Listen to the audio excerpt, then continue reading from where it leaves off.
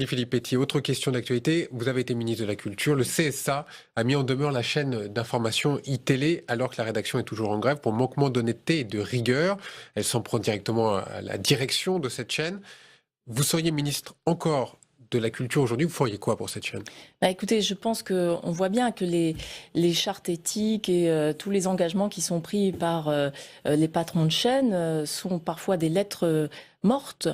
Moi, je pense qu'il faut renforcer, c'est ce que j'avais essayé de faire en tant que ministre, c'est extrêmement difficile, je dois le dire, l'indépendance des rédactions. Il faut donner une véritable indépendance Elle n'est pas juridique indépendante aujourd'hui, cette aux rédaction? rédactions pour leur donner la force de pouvoir résister à leurs actionnaires. C'est ça aujourd'hui l'enjeu.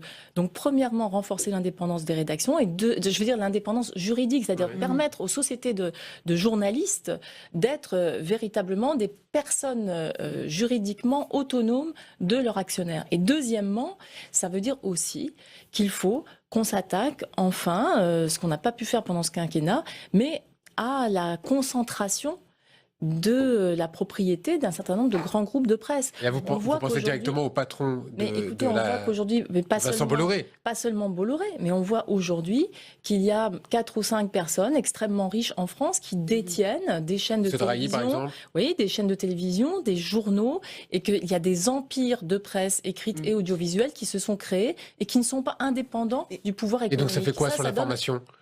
C'est une grande menace sur l'information, c'est une grande menace sur la liberté démocratique. Ici, on a de la chance parce qu'on est sur une chaîne indépendante, parce qu'elle est totalement publique, et heureusement. Et donc quand vous prenez la chaîne comme iTélé, par exemple, aujourd'hui elle n'est pas indépendante, et on en finira sur cette question. En tout cas, je considère les journalistes font preuve d'un grand courage, d'une grande indépendance, et je les salue et je les soutiens, parce qu'en plus, ils sont évidemment menacés de représailles dans leur carrière. Ils ne doivent pas lâcher. Ils ne doivent pas lâcher. Ils doivent continuer la grève. Et heureusement que le CSA a enfin pris cette décision. Mais maintenant, il y a un problème, c'est comment on fait pour qu'on ne puisse pas avoir ainsi des empires audiovisuels et de presse écrite qui se constituent dans les mains de puissances qui sont des puissances économiques.